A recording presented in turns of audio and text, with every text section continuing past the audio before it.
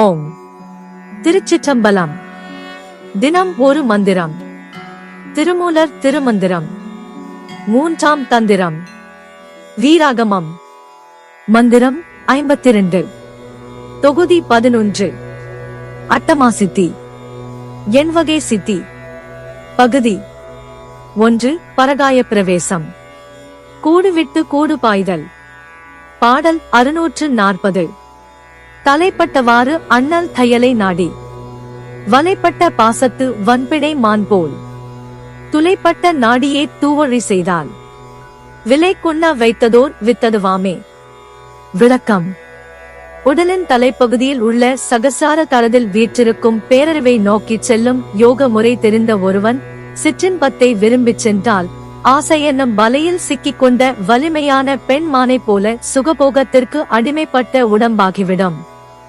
ஆகவே சமநிலை இழந்து கீழ் நோக்கி பாயும் நாத வித்துக்களை முறையான யோக பயிற்சிகளால் மூச்சை சுத்தி செய்து ஆற்றலை சுழுமுனை நாடியை நோக்கி மேலே செலுத்தினால் உடலின் விந்து ஆற்றலானது வீணாகாமல் ஞானத்தை விளைவிக்கும் விதையாக மாறும் இரகசியத்தை திருமூலர் இப்பாடலில் தெரிவிக்கிறார்.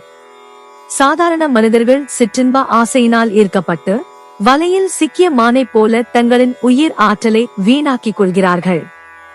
ஆனால் ஒரு யோகி மூச்சு பயிற்சியின் மூலமும் மனதை கட்டுப்படுத்தி நாடி ஓட்டத்தை சமநிலைப்படுத்தி நாதவிந்துவின் ஆற்றலை சிதறவிடாமல் தடுத்து முதுகெலும்பு வழியாக தலை உச்சிக்கு ஏற்றும் போது அறிவின் ஆற்றல் விருத்தியாகும் என்று திருமூலர் கூறுகிறார்.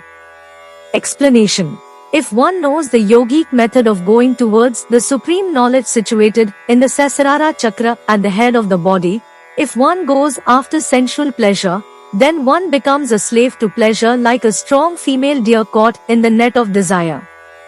Therefore, if one purifies the downward flowing seeds of the nadi by breathing them out through proper yogic exercises and directs the energy upwards towards the Shuddhmunai nadi, then Tirumoolar reveals in this song the secret by which the semen energy of the body does not go to waste and turns into the seed that produces wisdom.